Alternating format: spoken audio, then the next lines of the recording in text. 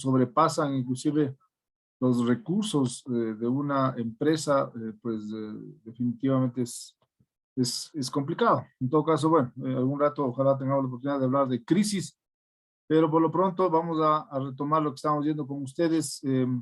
Ya vimos, como ustedes se acuerdan, un poco el tema del diseño. Siempre acuérdense que un tema de seguridad, cuando estamos hablando de seguridad física y un sistema de seguridad o de protección de activos, tiene que ver mucho con la disuasión, que es el respeto que vamos a manejar, la demora, que es un poco lo que, o el retardo, como se llama. Tenemos también básicamente la reacción, que es ya el último recurso básicamente que tenemos en un sistema. Y todo esto tiene varios, de alguna manera, dispositivos o complementos, ¿no? Yo repito un poco, creo que hablamos ya de barreras al inicio, pero yo quiero hacer un poco de énfasis acá porque esta para mí, en mi criterio personal y profesional, esta barrera, o sea, este elemento de la seguridad es lo principal, porque es un poco el respeto que vamos a marcar a cualquier individuo, cualquier intruso, cualquier delincuente que quiera ingresar a una instalación. Entonces, obviamente genera la demora, genera quizás el impedimento, si es que es una barrera sumamente sólida y con entonces desde ahí ya se marca, como les digo, un poco el respeto, ¿no? En todo caso, una barrera tiene estas tres funciones, ¿no? U objetivos: demorar, disuadir, como les dije, y canalizar. Es decir, nosotros ponemos una barrera, y les ponía yo aquí justamente ¿se acuerdan? Esta es la muralla china, porque obviamente por aquí es imposible entrar, se ingresa por los sitios donde están autorizados para ese ingreso. Hay dos tipos de barreras, como ustedes ven, son las barreras protectivas naturales, ¿no? Que ustedes se pueden imaginar cualquier cosa que dificulte el paso, como dice acá, montañas, desiertos, despeñaderos, quebradas, lagunas, todo lo que genere un impedimento, pues eso es una barrera natural. Y las estructurales, que son las que estamos hablando, ¿no es cierto? Las paredes, los cercos, la mampostería, tejados, inclusive rejas, las mallas, las cercas y demás, que son hechas ya por el hombre. Quiero que observen esta fotografía, y no sé si tenemos acceso, quisiera probar ahí, alguien que quiera comentarme qué tipo de barreras ven en la fotografía ustedes acá. No sé si podemos, hay alguien que quiera participar o que levante la mano para ver, o pueden abrir su micrófono quizás. Serían las barreras naturales, ¿no? Ya, ves Una las barreras parte, naturales. exactamente, y a continuación igual tenemos barreras estructurales, digamos, ¿no? Tal cual, exactamente. Eso, y bueno, y les pongo el ejemplo de un castillo, porque miren para la importancia de la seguridad física, ¿no? Esto es histórico. Desde que el hombre existe, existen las barreras, ¿no? Como ustedes verán, por el recurrir de la historia, el transcurso de todas las guerras y batallas que ha habido, los diferentes naciones o dinastías iban encontrando un poco las mejores opciones para protegerse. Entonces buscaban este tipo de sitios. Miren, este tiene un despeñadero natural, o sea, por aquí imposible subir, y si sube uno, pues será uno o dos nomás. Mientras que por el sitio donde deben haber accedido, ¿no es cierto? Miren, aquí están las escaleras. Obviamente aquí ya están las barreras estructurales que permiten que solo puedan ingresar por el sitio que está autorizado, que sería el ingreso principal. Y el resto es, pues, como ustedes ven, realmente es una fortaleza que es difícil de flanquear. Más o menos ese es el mensaje que tiene una barrera, ¿no? Vamos a continuar. Tengo un pequeño retardo en mi computadora, perdón, listo. Miren este tipo de barreras. Estas, bueno, son dibujos nada más, ¿no? Este, por ejemplo, es una que se llama cable o cable de avión, que es un cable sumamente resistente, ¿no?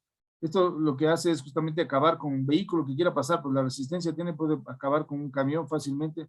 La idea es no solo retener, sino también hacer daño, inclusive. Esto no es muy común, pero existe esta barrera. Estas son las más comunes, ¿no? Barreras de volardos retráctiles que salen desde el suelo en el momento que sea determinado, cuando hay una alarma o se active.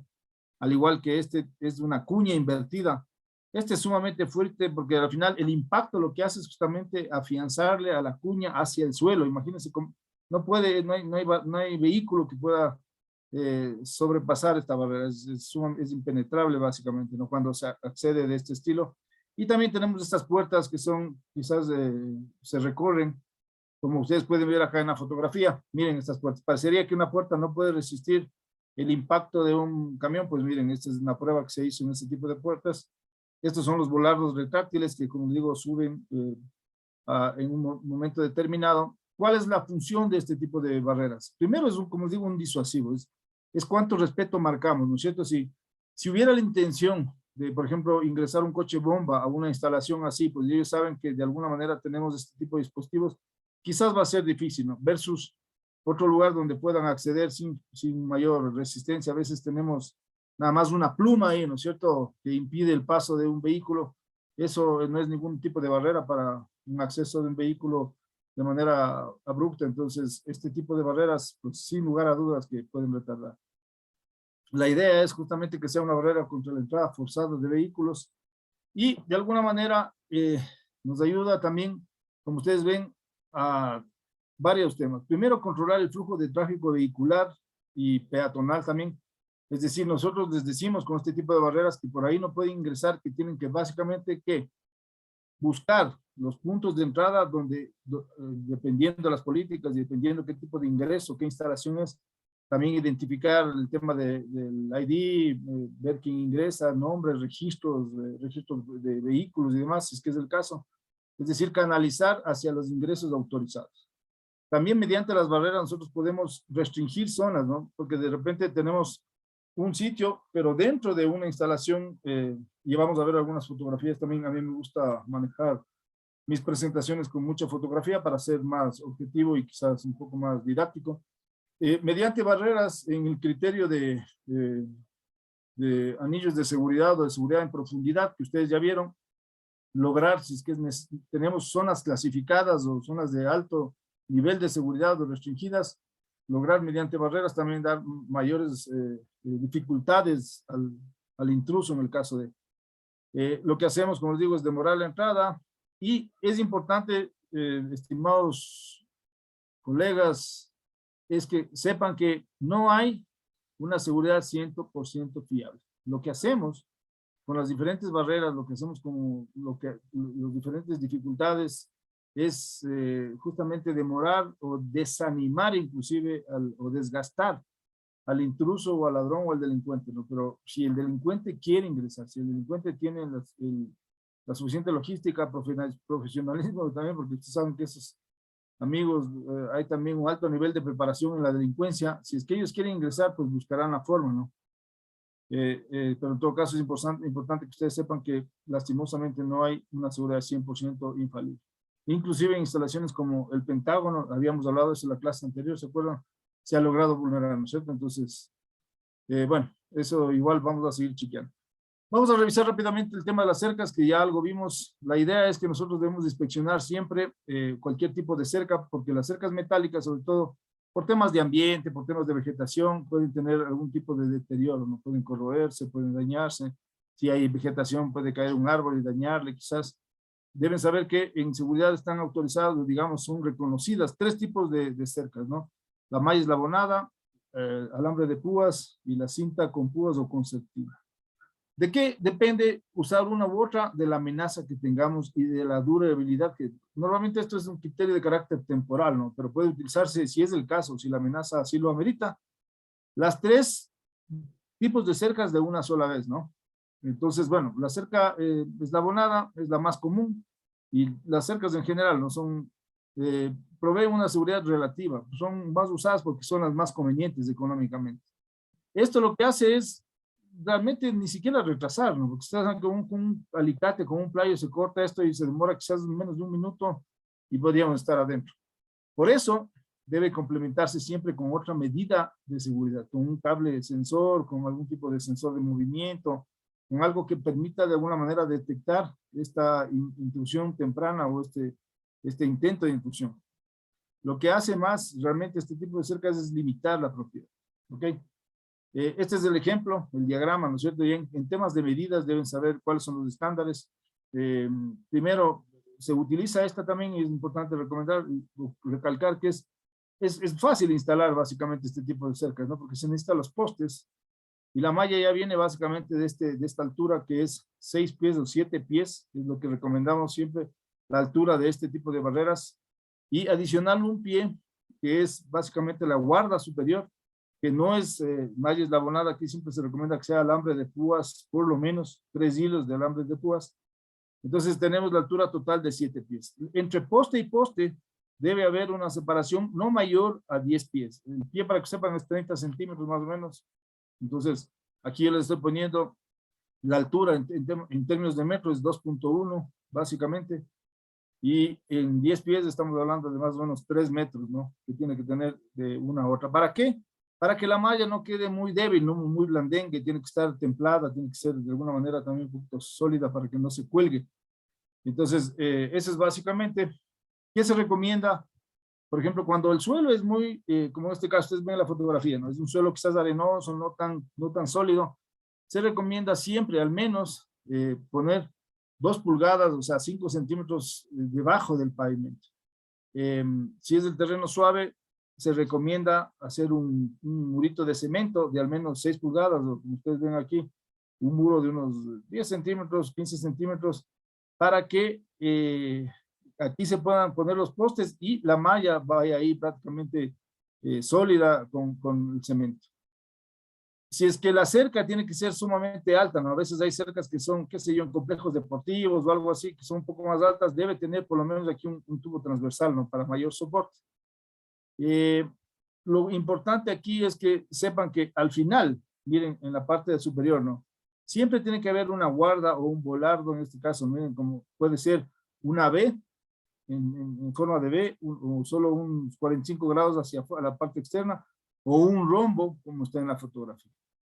Esto, como les digo, es la barrera más usada, la más práctica. Quizás una desventaja es el tema visual, ¿no? Tal vez se ve como institución, como que fuera una coleccional. Ya vamos a ver algunas fotografías, pero yo creo que hoy por hoy, estimados colegas, no podemos darnos el lujo de solo ver la parte, si se quiere, visual, o la parte, si se quiere, media decorativa, sino más bien hay que ver la seguridad.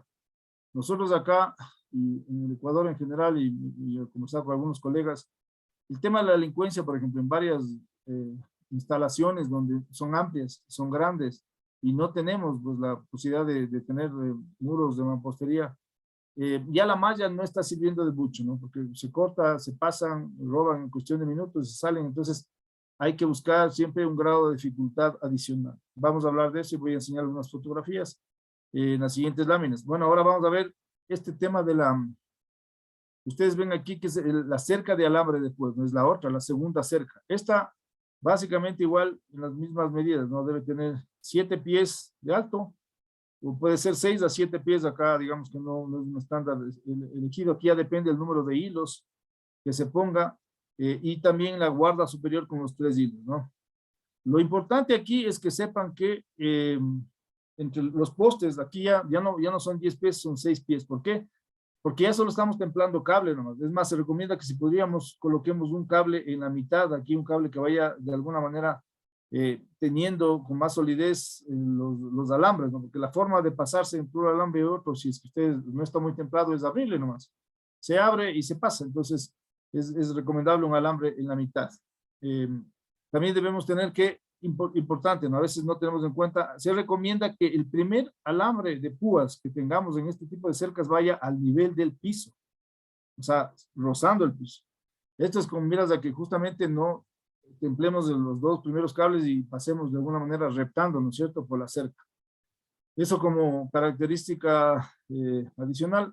Esta es menos segura, obviamente, que la otra, ¿no? Entonces, ¿cómo se usa? Esta se usa la cerca de alambre de púas como complemento a la cerca eslabonada, ¿no es cierto? Ese es un estándar, de hecho, en alguna industria como la petrolera, la minera, se pone la cerca de alambre de púas primero y luego la cerca, la malla eslabonada. Y obviamente, si es posible, como ustedes escucharon, con algún tipo de sistema de detección. Eso es lo ideal. Respecto al alambre de púas, ¿no es cierto? Ya en sí el alambre.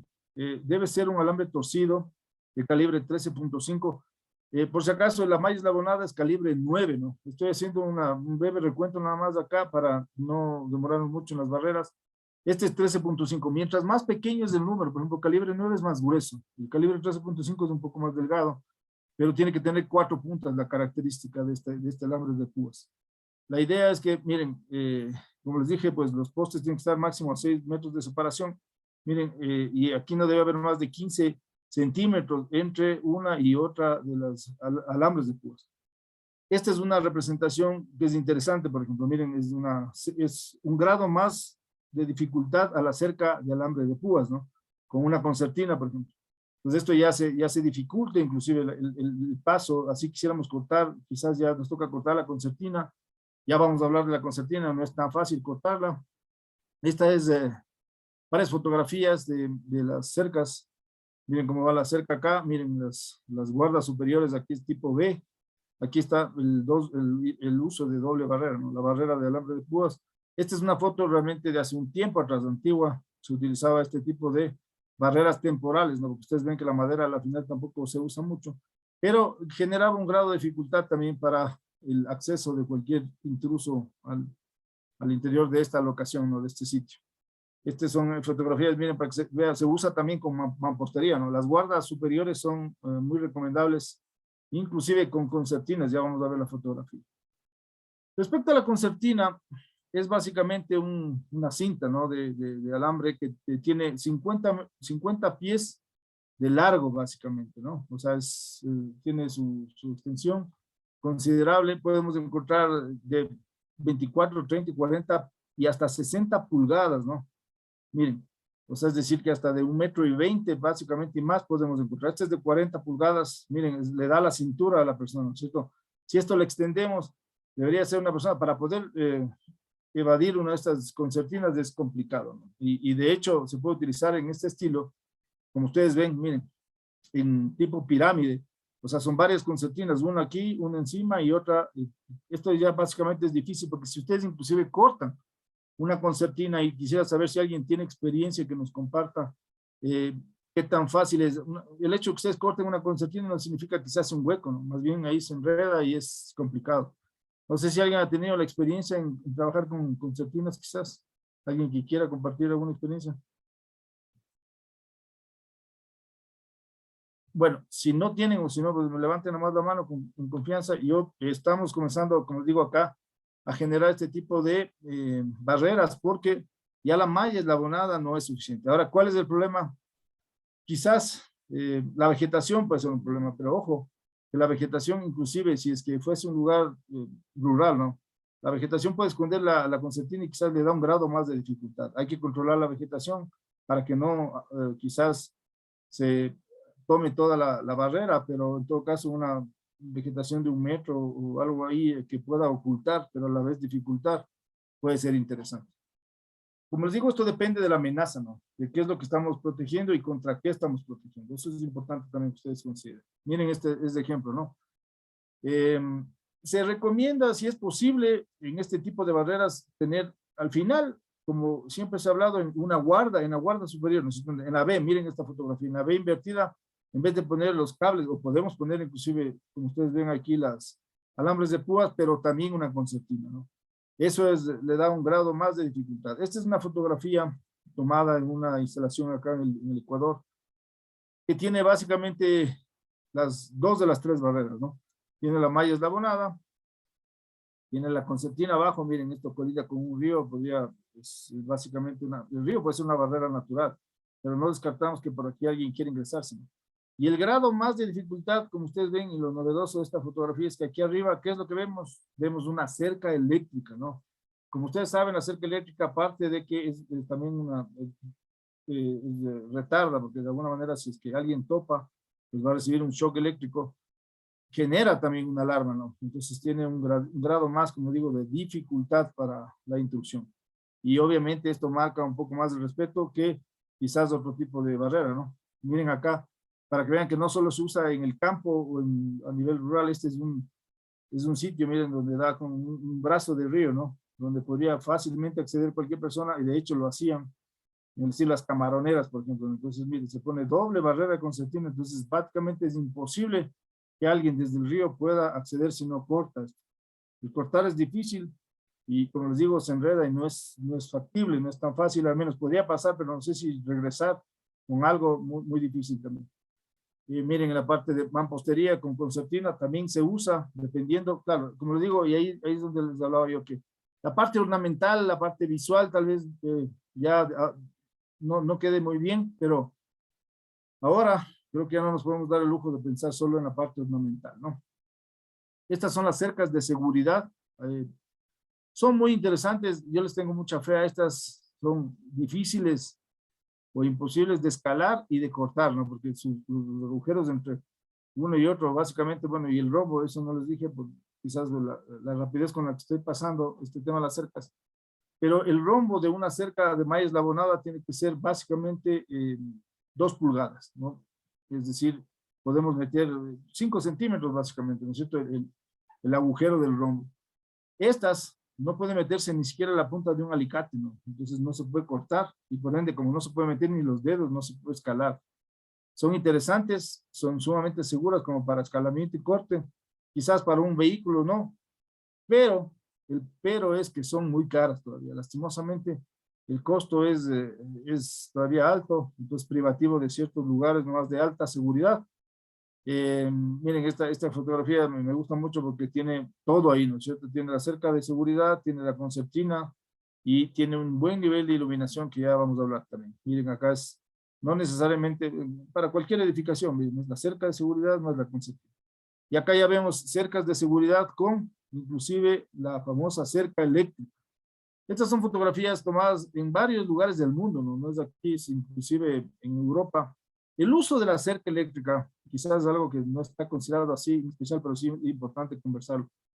Yo estuve analizando para un sistema, una solución de seguridad a nivel industrial, si se puede no usar la cerca eléctrica, así como ustedes ven, desde piso a techo, ¿no? Con varias líneas de cables. Eso va a depender de la regulación de cada país. Por eso yo no les puedo poner como una solución quizás universal. La comparto porque veo que en algunos lados sí se la usa, en otros quizás no. Por ejemplo, en legislaciones como la de España, por ejemplo, que es muy completa, ellos solo permiten que se use sobre la parte superior, como una guarda, ¿no? Sobre un muro, no de piso a techo. Y miren, no es que sea industrial, miren, esta es una calle y la cerca está aquí utilizada, es decir, obviamente esto quiere decir que tal vez la usan por horas, ¿no? Quizás en la noche, no sé, pero las cercas son utilizadas, como ustedes ven, eh, como una barrera total, en la totalidad de la barrera. Estas son fotos de aquí tomadas en el Ecuador. Sí, Pedro Márquez, levantaste la mano. Sí, licenciado. Bueno, acotar un poco, ¿no? También las cercas eléctricas se lo usa en el tema agrícola, para el tema de ganadería, para evitar que los animales, los jaguares o otros bichos puedan ingresar a los corrales de los ganados. Sí, gracias Pedro. En efecto, sí. Estas fotografías, y justo esta la que es un ejemplo, ¿no? Esta es tomada justamente en un plantel agrícola. Más bien es justamente no solo para animales, de hecho, sino más bien para marcar un poco el límite. Aquí hay desde un plantel avícola. Entonces, bueno, obviamente, lo que tú dices, pero es totalmente cierto, y no solo para los animales que ingresan, sino también para el ganado, que a veces quiere salirse, ¿no? Entonces ya con un shock, ya no es tan fuerte, no es tan alto como el que se da acá para las cercas de seguridad, pero esto también ya les disciplina un poco al ganado, ¿no? De que quieran salirse. Tiene mucha aplicabilidad. Miren, este es un ejemplo de una fotografía. Estas son válvulas de la tubería en industria petrolera, ¿no? Que no necesariamente podemos tener un guardia todo el tiempo. Entonces, con una doble barrera, como ustedes pueden ver, por eso el criterio de la doble barrera es importante. También las áreas claras, como ustedes ven, ¿no? Áreas que puedan tener un espacio. Entonces, aquí se dice, vea, ya es propiedad privada, inclusive con todo lo que dictan las normas. Si alguien quiere y pasa de esto, ya está violando la propiedad privada, ¿cierto? Y si así quiere pasar, pues acá ya se topa con un shock eléctrico y aquí ya no va a poder, obviamente, salvo, nada es infalible, ¿no? Hay gente que ya dice que se puede puentear la cerca eléctrica y demás, pero así como se sofistica el ladrón, también se sofistica el sistema, ¿no? Ahora hay sistemas que son justamente antipuenteo, depende mucho, pero bueno, eso ya será en seguridad electrónica, supongo que van a tener que ver.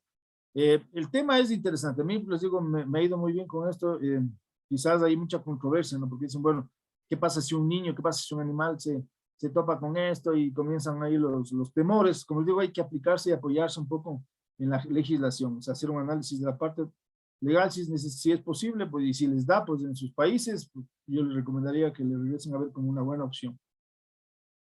En cuanto a las barreras, ¿no? Es importante chequear no solo las barreras en sí, o sea, puede tener unos muros inmensos, pero también hay que chequear, mire, las aperturas, ¿no? No sacamos nada teniendo muros de 2, 3 metros, si dejamos media débil quizás. ¿Qué tipo de aperturas? Los desagües, las alcantarillas, ductos y demás, ¿no es cierto? Entonces, ¿cuál es la norma? Dice que cualquier cosa que tenga mayor a 96 pulgadas cuadradas, es decir, un espacio como este, ¿no? De 30 centímetros de lado por lado, si hay un espacio, una apertura de estas, tiene que ser de ley protegido por rejas, ¿no? Miren como esta, una parrilla sólida, algo que pueda de alguna manera también generar un nivel de resistencia adecuado. Porque yo les digo, tuve una anécdota, participamos en una consultoría en un centro de rehabilitación social, ¿no? Es en una cárcel que se estaba diseñando y claro, las cárceles por adentro súper bien, los muros, ustedes saben que tienen también los corredores debajo de conexión para los guardias, para los centinelas, nosotros debajo de la cárcel, todo bien, pero justamente un ducto que llegaba a unos 20, 30 metros de la cárcel, un desagüe básicamente que llegaba, pues el desagüe bien desatendido, ¿no? Con una malla totalmente vulnerable. Entonces imagínense, en un centro de rehabilitación social donde todo el tiempo los privados de la libertad, como le llamamos acá, están pensando cómo salir. Eso era prácticamente una salida con invitación prácticamente, no tener una apertura así tan débil. Entonces se le reforzó, como dicta la norma justamente, ¿no? Bien reforzada con rejas, rejillas suficientemente sólidas. ¿Qué otro tipo de barreras tenemos en el perímetro? Las edificaciones, por ejemplo, ¿no es cierto? Ojo, porque no necesariamente estamos hablando de unos sitios inmensos. Lo ideal sería no tener edificaciones que sean parte de la cerca o del perímetro. Pero si se tiene, si es que obligadamente hay un edificio, una casa que es parte del perímetro, debe tener igual al segundo piso, a los 5 metros básicamente, debe tener estas guardas superiores, ¿no? A 45 grados, con al menos 3 alambres de púas. ¿Para qué? Para dificultar que alguien escale o se suba hacia el techo del segundo piso o hacia arriba de la edificación y vulnere la parte perimetral, ¿ok? ¿Qué se recomienda aquí en cuanto a este tipo de edificaciones? Proteger todas las ventanas y puertas que tengamos activas. Obviamente las ventanas con las rejas suficientemente adecuadas y sólidas, ¿no es cierto? Entonces, esta también es otra norma, ¿no? Todas las ventanas a menos de 5 metros, acá se habla de pies, es una norma americana de ASIS, es un estándar que es universal básicamente, es usado. Todo lo que tengas, desde el segundo piso para abajo, cualquier tipo de ventanas, hay que proteger con rejas, ¿ok? Este es básicamente lo que ustedes vieron, bueno, esto viene en el manual, las barreras volumétricas, que es lo mismo, estamos hablando de edificaciones. Es importante que nosotros tengamos siempre la consideración adecuada, ¿no es cierto? Podemos tener, miren, nosotros prepararles a las casetas, en este caso, normalmente las casetas son parte a veces del perímetro, entonces deberíamos tener aquí las dificultades adecuadas para que no sea esto una forma más fácil de evadir el perímetro, ¿no es cierto? ¿Qué pasa con los edificios? La función primaria, obviamente, ¿no? En este caso, como digo, no es servir de barrera, eso tenemos que tener claro, o sea, no vamos a tampoco hacer una caja de cemento sin ventanas, por ejemplo, sería absurdo, pero sí hay que considerar, y ustedes pensar desde el punto de vista del delincuente, ¿no? Del intruso. ¿Cómo se manejarían ustedes ahí? Entonces, tienen que ver el tema de las paredes. Si las paredes, por ejemplo, son del perímetro, ¿no es cierto? Son unas paredes débiles nomás, con un bloque ahí delgado, quizás hay que reforzarle. Quizás los pisos, ¿no? Son pisos un poco débiles o es fácil acceder quizás desde haciendo un hueco hacia el otro lado de la edificación. Y los techos, obviamente, ¿no? También eso, le recomiendo siempre ver esto como una caja, ¿no? Revisar esta parte también como seguridad. Si es que los edificios, como digo, son parte del perímetro. Como estamos hablando acá, las paredes de concreto miren, pueden ser vulneradas, ¿no? Depende qué tipo de concreto estamos hablando. Les conversaba yo, no sé si les conocé la anécdota esta de esta empresa de que vendía llantas que a la final justamente fue así. Fueron básicamente una empresa de monitoreo. Les conté la anécdota, no sé si alguien me hace acuerdo, de la empresa de monitoreo que fueron a revisar y encontraron una empresa que vendía llantas. El guardia o la respuesta que le llamamos acá respuesta armada fue a revisar el local, no se veía nada, no había ninguna vulneración, al parecer se suponía, ¿no? Como ustedes saben, que es una falsa alarma total. Al otro día, pues lo que encontraron fue un oramen en la parte trasera del local, porque colindaba con un terreno baldío. En todo caso, bueno, creo que sí les comenté algo de eso. Por eso es importante chequear siempre el tema de las paredes, ¿no? Si colindan con la parte perimetral, es necesario reforzarlas. Respecto a las aperturas, ya hemos hablado también, y es importante que vean que las puertas y ventanas son un medio de ingreso y salida, ¿no? Perdón, estaba escuchando un perrito por ahí, no sé si les estorba, es mi perro que está molestando, pero bueno, a ver. Las ventanas y puertas proveen iluminación también y ventilación, ¿no es cierto? Por eso no podemos dejar de usar o de tener puertas y ventanas. Pero es importante que ustedes sepan que el 92% de ingresos no autorizados, o sea, de intrusiones, son justamente a través de puertas y ventanas. ¿Qué es lo que recomiendan? Proteger toda apertura de más de 96 pulgadas cuadradas, como les dije, 30, 35 centímetros por lado, y todo lo que está a menos de 5 metros de altura.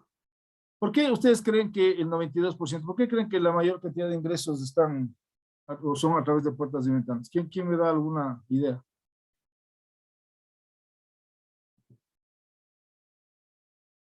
Alguien que quiera hacer su comentario. ¿Por qué creen que la mayoría de ingresos son justamente a través de puertas y ventanas?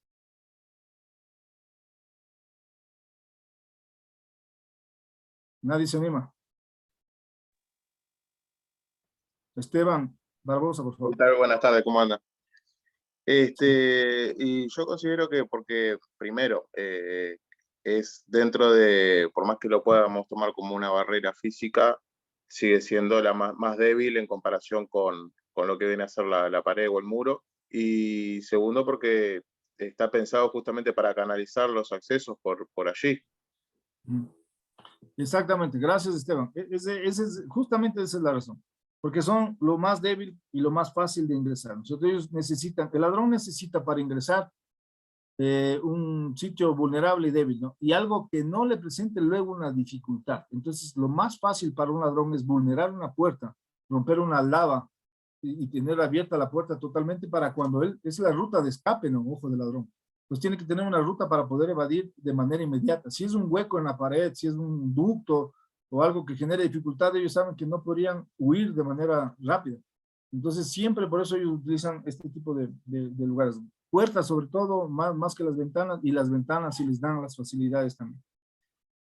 En cuanto a entradas y salidas, ¿no es cierto? Como les había comentado en la clase anterior, el número de salidas y entradas debe ser el mínimo requerido. O sea, si nosotros tenemos una instalación, por ejemplo, el perímetro de una embajada, de una urbanización, y tenemos ahí como 4 o 5 puertas, son 4 o 5 posibilidades de aperturas, de ingresos ilegales, porque ustedes tienen que estar quizás controlando la entrada principal y pendiente de que las llaves de las 4 puertas restantes estén bajo su custodia y que no haya alguien cogido las llaves y abierto y no haya devuelto, o que haya sacado copias, o que se use para X razón y se usa y total resulta que están utilizadas para otras razones. Entonces se abren muchas debilidades para un perímetro si existen muchas puertas. ¿Ok? Aquí hay una controversia, y eso es importante también comentarles. Mientras security o seguridad física o corporativa o seguridad patrimonial, como le conocemos, pide que no haya muchas puertas, safety, o sea, la gente de seguridad industrial, en cambio, les gusta que haya más puertas, ¿no es cierto?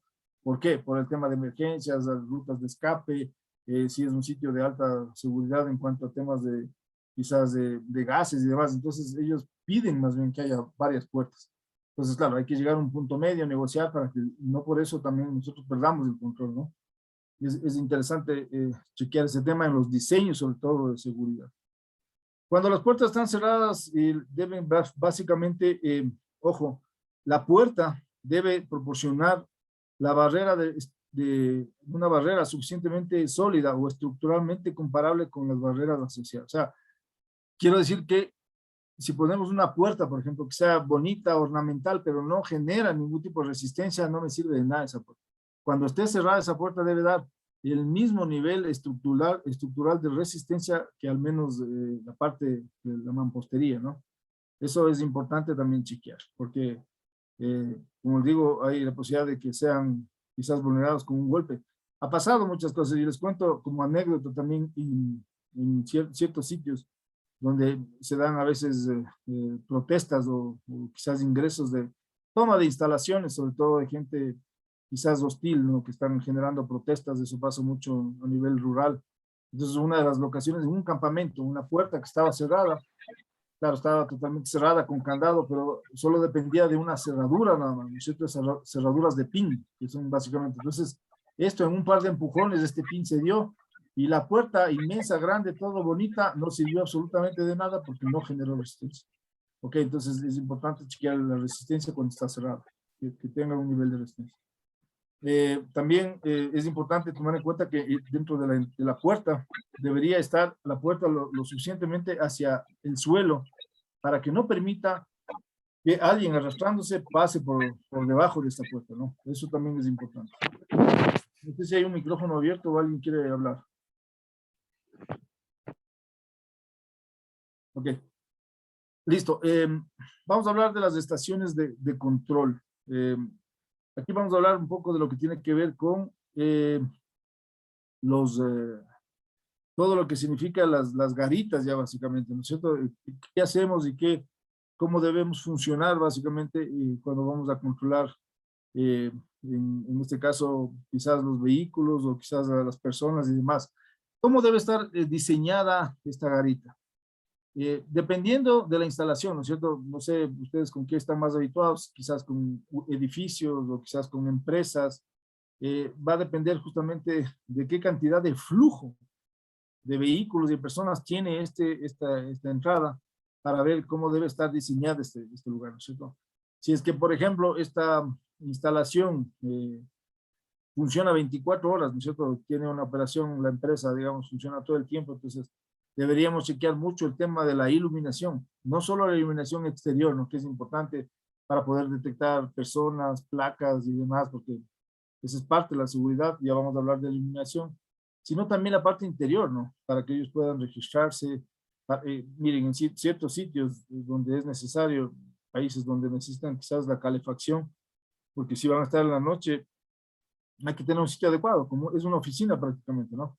Y lo más importante de esto, de este tipo de diseño, es que la garita tiene que tener suficiente visibilidad, ¿no? A veces por hacer un diseño quizás más arquitectónico, más apegado al diseño de la empresa, lo que hacen es limitar la visibilidad. Tiene que tener una visibilidad, ojalá que de unos 180 grados, ¿no es cierto?, para que pueda dominar todo lo que pasa al exterior de su garita.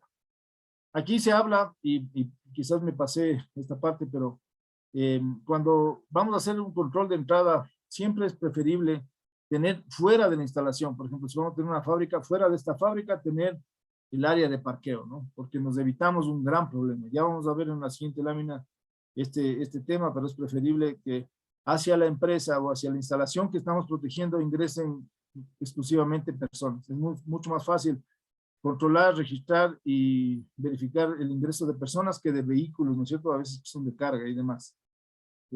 Donde sea básicamente adecuado, como dice Carlos, deben diseñarse estaciones de control de entrada para un óptimo control de personal de identificación. Un sitio que a mí me parece que es, bueno, es bastante meticuloso, pero ahí podemos ejemplarizar a detalle, es cuando ustedes ingresan a una embajada. No sé si alguien ha tenido la oportunidad de ingresar a una embajada, las embajadas americanas. ¿Alguien ha ingresado? A ver si nos puede compartir su experiencia. ¿Cuándo les registran? ¿O cómo se ingresa a una de esas embajadas? Buenas tardes. ¿Tienes? Para ingresar a la embajada americana en mi país, te hacen dejar tu cartera, digamos, si es que estuvieras con una cartera o una mochila. Si tuvieras un archivador donde están documentos que tienes que presentar, puedes ingresar con eso, pero después te piden que dejes mochilas, carteras, bolsas. Ujú. Es un tema de seguridad, ¿no? Sí, sí, sí. Gracias, Leslie. Sí, y tú que me puedes dar la razón. Esa no es una garita, realmente esa es una dependencia de seguridad, porque mientras tienes ahí el paso, ¿no es cierto? Primero pasas, te revisan la credencial. Pasas, te dicen, vea, saque todos los objetos de los bolsillos, le dan una especie de canastita. Uno guarda celular, guarda todo lo que no necesita y le dan le guardan en un casillero. Entonces tienen ahí al fondo una dependencia con casilleros. Luego uno pasa un arco de acero y por la máquina de rayos X pasan todas las cosas que a la final estamos entregando. O sea, es un nivel quizás extremo de seguridad por el nivel de amenaza que viven las embajadas americanas, pero es un ejemplo de que, miren, ese diseño de una área de control, de una estación de control, es ver en función de la necesidad, ¿no? Ahí no hablamos de una simple garita donde está un escritorio y una silla, que es lo típico que vemos, ¿no es cierto?, a veces en nuestra realidad, y un guardia que por ahí, en el mejor de los casos, le pide la identificación y le da un gafete o algo. Eso es lo que vemos normalmente, pero como les digo, o sea, va a depender mucho de la amenaza, el diseño y de la instalación que protegemos para que la estación de control tenga los diferentes aditamentos o complementos como estamos hablando. El caso extremo de las embajadas como acá, que no trabaja una sola persona, ahí son como 4 o 5 personas que están simultáneamente coordinando todo este filtro, ¿no? Pero ¿qué pasa con eso?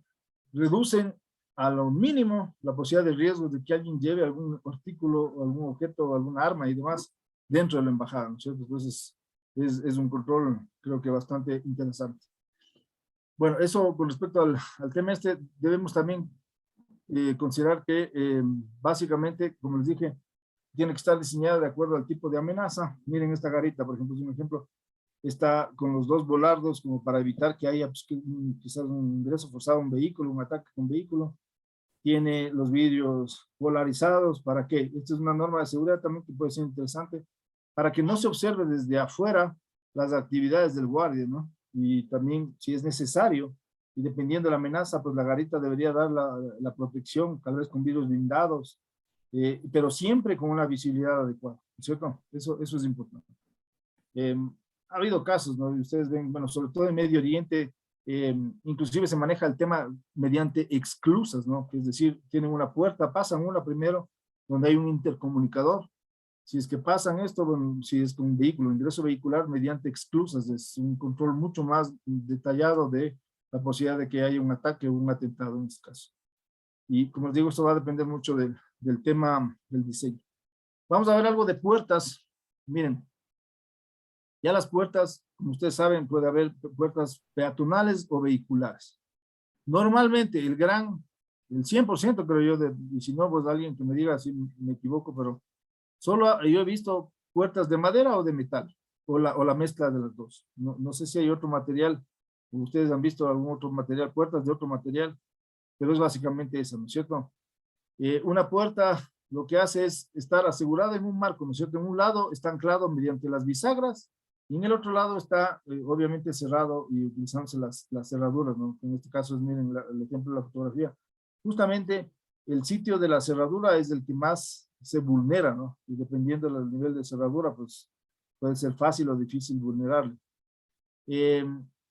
Esto, como les dije, en un gran porcentaje, normalmente la puerta es menos segura que la pared. Por eso los ladrones también siempre tratan de violentar las paredes, ¿no? Al menos si van a robar en un departamento, es la única forma que tienen para acceder a un departamento, es violentando la puerta.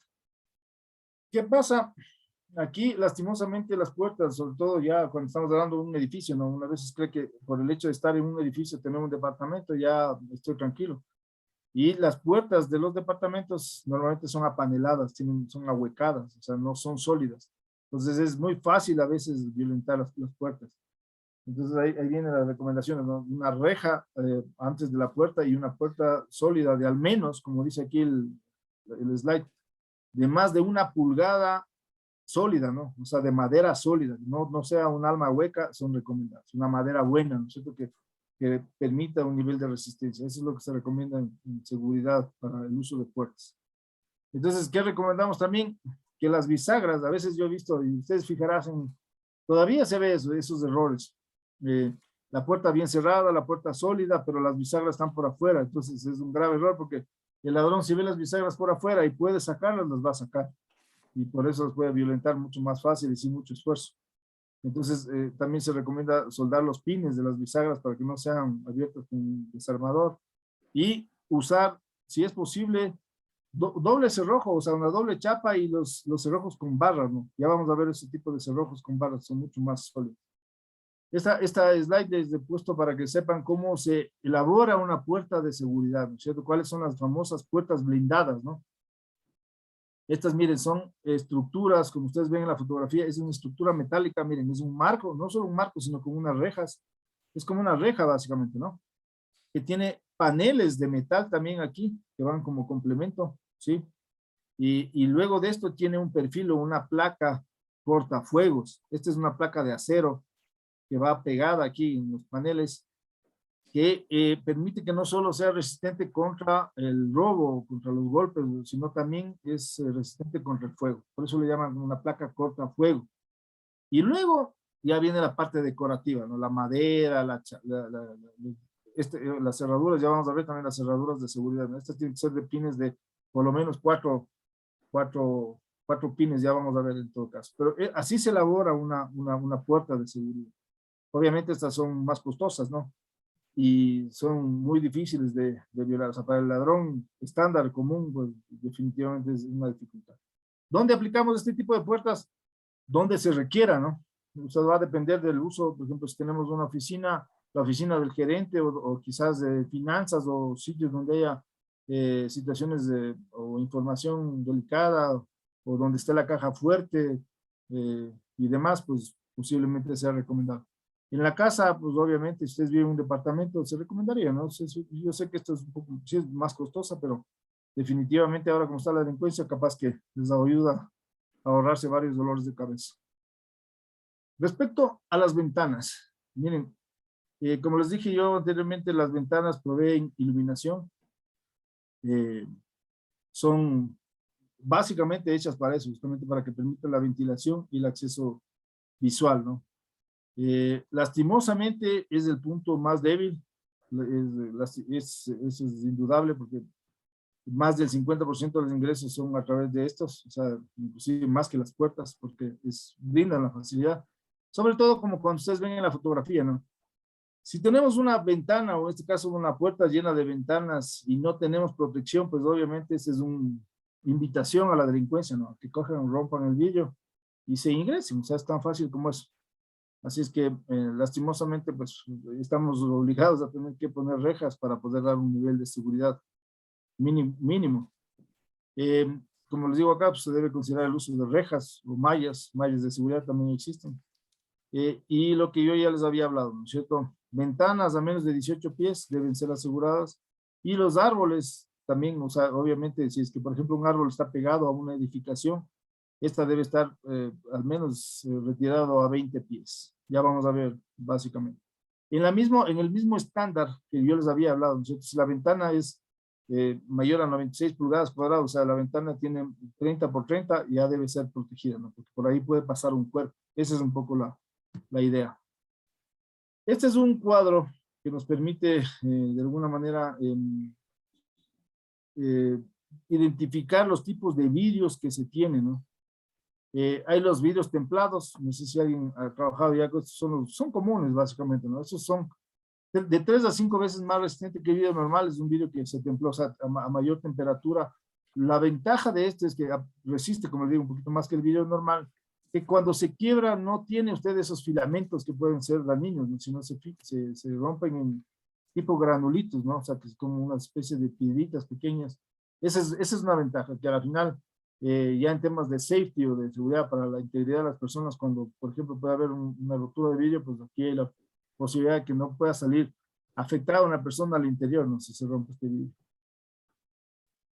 Hay los vidrios que ya no se usa mucho, pero les puse por si acaso como referencias, vidrios de malla con alambre. Es un vidrio que tiene al interior, desde el vidrio tiene un alambre, ¿no? Esto se usaba sobre todo en las prisiones o en los correccionales cuando iba. Como les digo, ya no es de mucho uso porque hay vidrios sumamente resistentes ahora, entonces ya no es necesario. Esto era obviamente poco estético porque se veía una reja al interior. Aquí había una desventaja porque no podía ser templado, entonces si se rompía este vidrio, pues podía haber fragmentos filosos. Hay los vidrios laminados, que son básicamente dos hojas, dos vidrios, ¿no? Que van en el medio pegados por un material, es básicamente una resina que se llama polivinil butiral. Es una resina que es básicamente transparente, que permite que se peguen estas dos láminas de vidrio y en el medio pues obviamente tiene un nivel de resistencia interesante también. No es blindado, pero permite de alguna manera tener un vidrio un poquito más seguro. Y ahí sí vienen los vidrios plásticos, ¿no? Los vidrios plásticos que son acrílicos y policarbonato. El acrílico es un vidrio que es 17 veces más resistente que el vidrio normal. Lastimosamente tiene una dificultad que es que se expande y se contrae con cambios de temperatura, ¿no? O sea, esto puede traer alguna dificultad. Son resistentes y a pesar de que sean 17 veces más resistentes que el vidrio, no son resistentes contra munición, ¿no? Contra tiros de armamento. Lo que sí, el policarbonato. Miren, este es 300 veces más resistente que el vidrio normal, ¿ok? 300 veces, imagínense la resistencia que tiene. Obviamente tiene una debilidad que es menos resistente al clima, ¿no? O sea, se desgasta, o sea, el tiempo de vida es menor que el vidrio normal. Pero en cambio que es resistente a balas y se usa como material intermedio para vidrios laminados. Es justamente el policarbonato. Este policarbonato, para que ustedes conozcan, si les preguntan alguna vez, este es justamente el vidrio blindado.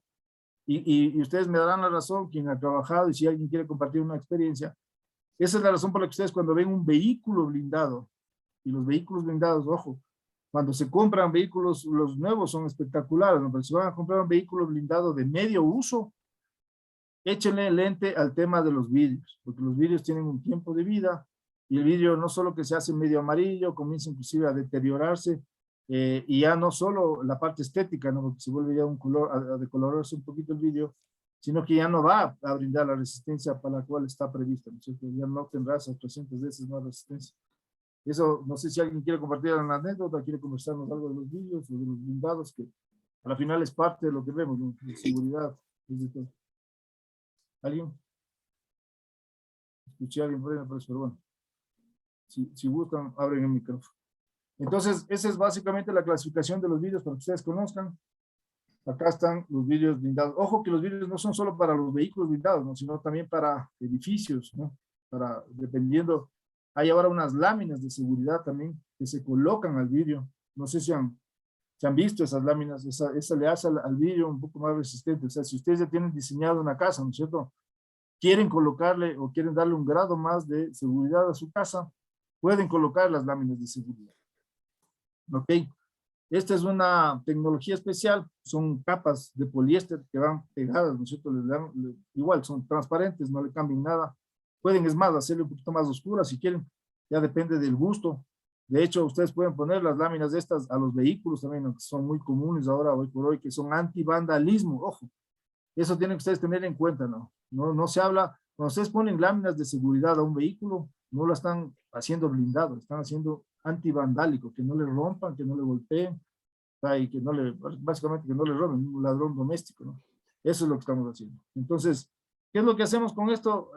Obviamente ya un vidrio normal le damos mayor resistencia, porque estamos poniendo una lámina ahí, ofrece una seguridad extra, en el caso de vandalismo, o robo doméstico, ¿no es cierto? Estamos ahí dificultando, miren este combo. Un combo está siendo retardado, porque la lámina está aguantando ahí todo el golpe, ¿no? Y si ven que este vidrio es el vidrio normal, es un vidrio que si se va a romper, va a generar estos filamentos, ¿no? Pero como está pegado a la lámina de seguridad, pues lo está aguantando ahí. ¿Y qué hace? Le da más seguridad y transforma a los vidrios inofensivos en caso de rotura por accidentes. O sea, les aguanta y les contiene un poco. Si tienen alguna pregunta o algún comentario, les agradezco para no hacer muy monótono este tema. Si es que hay consultas, me interrumpen nomás. Ok. Continuamos con las barreras. Este es un tema que ya lo vimos en la clase anterior, a grosso modo, pero es una barrera, es conceptualizada como barrera porque tenemos también que dentro del perímetro, ¿no es cierto? Cuando, por ejemplo, tenemos estas cercas de seguridad o tenemos los muros de seguridad, estamos tratando de de alguna manera nosotros disuadir. Es importante que tengamos este tipo de señales de advertencia, que son parte de las barreras de protección, para que a los intrusos, los potenciales delincuentes, les demos una advertencia y sean conscientes básicamente de que si ingresan, están ingresando a un área restringida, ¿no es cierto? Entonces, ¿qué es lo que hacen las señales de advertencia? Lo que hacen es apoyar al control. Estamos advirtiendo al intruso que no pueden ingresar y que si ingresan es una zona vigilada y están traspasando, o están, si se quiere, traspasando de manera ilegal la zona, ¿no es cierto? La recomendación en seguridad es que si vamos a colocar este tipo de letreros en el perímetro del lugar donde estamos protegiendo, sea pues a menos, máximo a 100 pies de distancia entre uno y otro, ¿ok? O sea, más o menos a 30 metros entre uno y otro de los diferentes rótulos que vamos a poner. Esto, por ejemplo, no sé si ustedes están trabajando en centros de monitoreo, son operadores de los centros de control, utilizan, pero yo creo que si ustedes lo hacen de carácter comercial, ¿no es cierto? Ustedes están dando la vigilancia, o la videovigilancia como un servicio. Esto es muy importante, ¿no es cierto? Porque esto le está diciendo, hey, señores, esta casa o este edificio está vigilado las 24 horas, ¿no es cierto? Versus el de al lado, que quizás no. Entonces es un efecto bastante interesante. No sé si alguien de ustedes trabaja con este tipo de rótulos, alguien que quiera compartir alguna experiencia.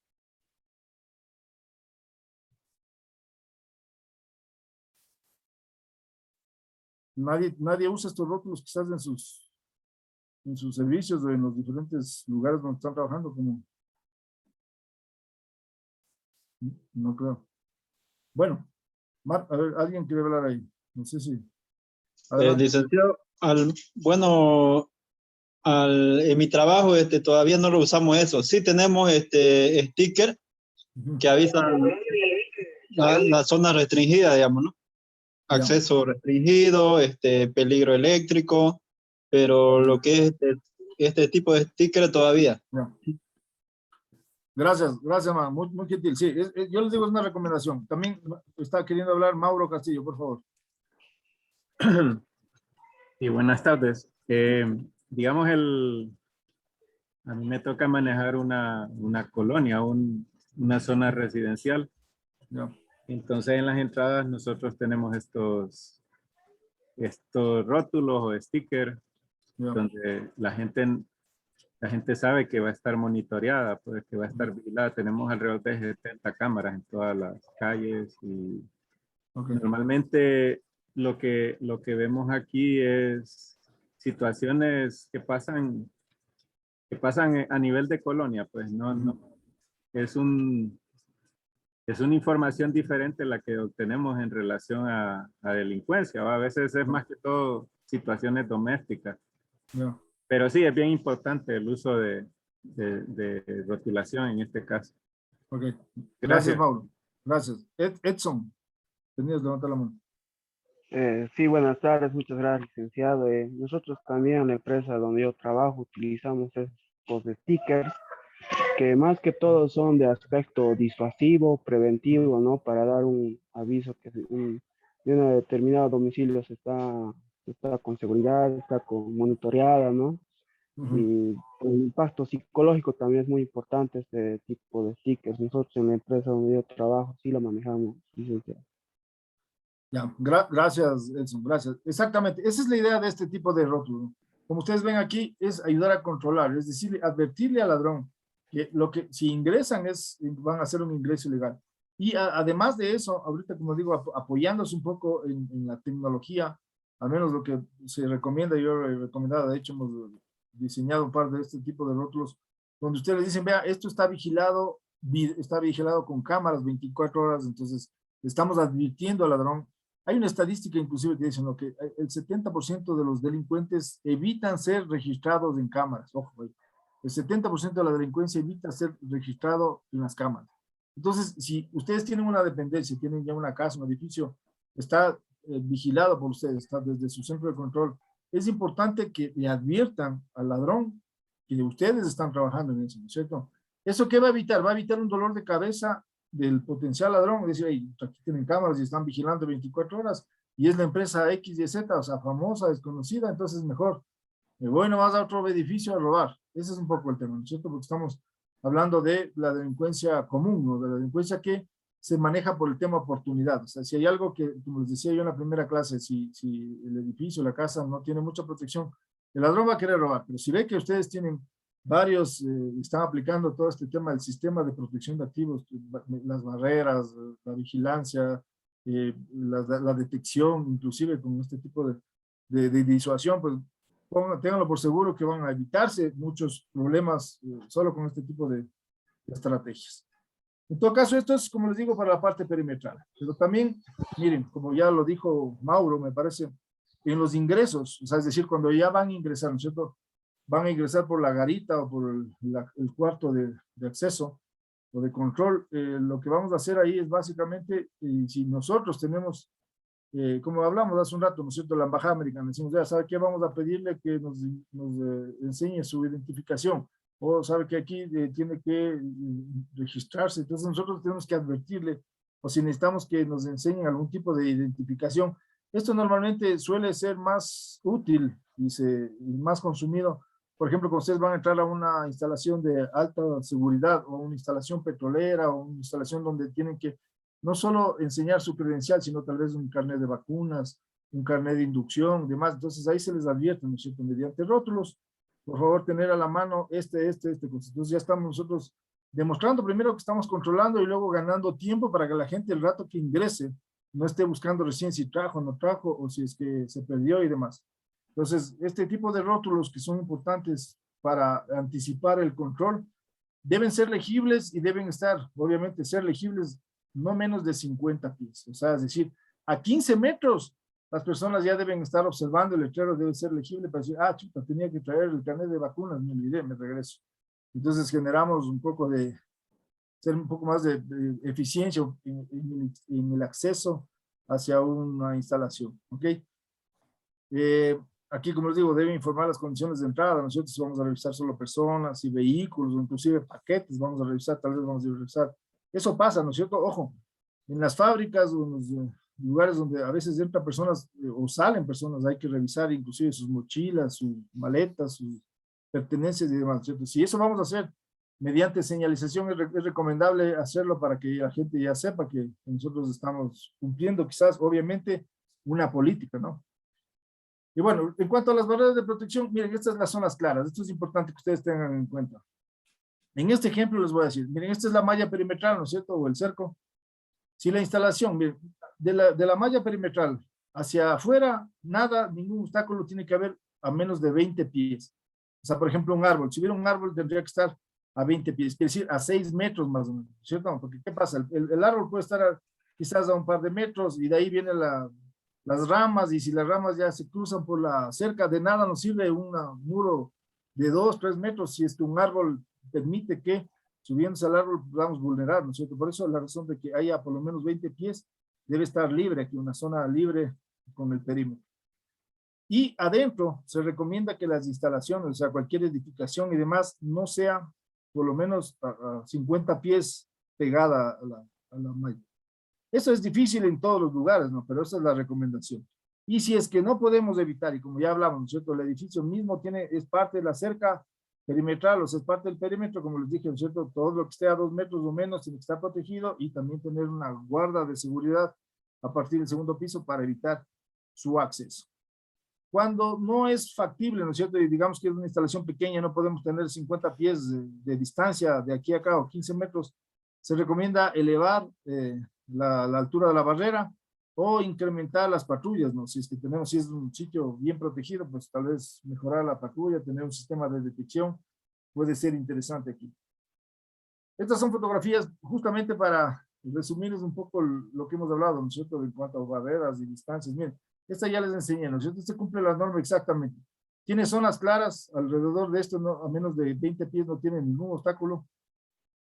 Tiene las doble barrera, tiene la malla, esta cerca o barrera de mampostería, y al sitio adecuado acá al interior no hay ninguna edificación a menos de 50 pies, ¿no es cierto? Espectacular. Hay otras edificaciones que ustedes ven, por ejemplo, no sé si ubican qué sitios son, pero por efectos de tiempo voy a pasar, les iba a preguntar. Este es el Pentágono, ¿sí?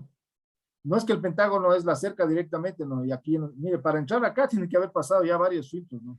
Sí.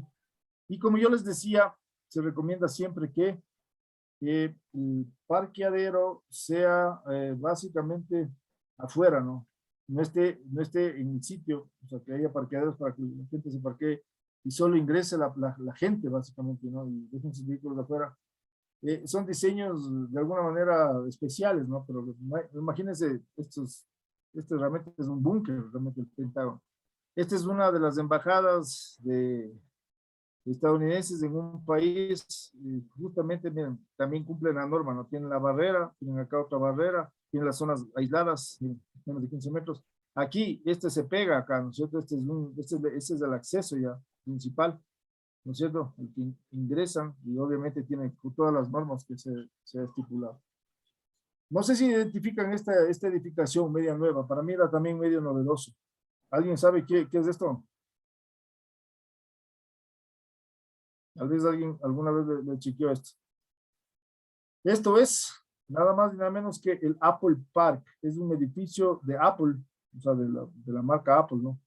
Que es hecha para, bueno, obviamente es su headquarter, aquí funciona sus oficinas principales, es un diseño bien controversial, ¿no? Pero obviamente sumamente seguro, o sea, parecería que no cumple ninguno de los requisitos, pero obviamente, miren, aquí tiene el parqueadero a un lado, por ejemplo, ya para comenzar, ¿no? Que es lo ideal.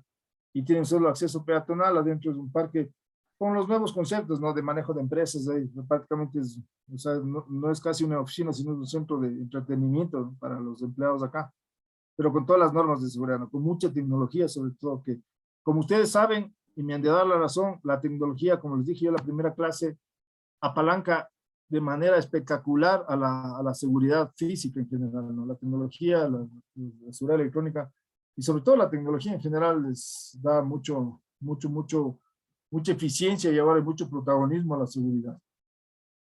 Vamos a hablar rápidamente de los controles de acceso, ¿no? El control de acceso no es un sistema en sí, no es que vamos a hablar de las tarjetas, sino de la acción en sí, ¿no? ¿Qué es lo que hace un control? Filtra. O sea, nosotros permitimos o negamos la entrada de alguien, ¿no? A un sitio. Eso es básicamente. Entonces, nosotros podemos hacer esto mediante procedimientos con una persona o mediante tecnología, si es el caso con tarjetas y demás, que es lo que ustedes también deben manejar desde sus centros de control. La idea es que nosotros podemos incrementar o reducir la densidad de movimientos hacia determinados lugares. ¿Qué pasa? Si hay un sitio, el externo, donde entran muchas personas, listo, pero al sitio más protegido no debería ingresar nadie, solo la gente exclusivamente necesaria, ¿no? El concepto es que se va filtrando poco a poco a partir de que al sitio más protegido no debería ingresar prácticamente nadie.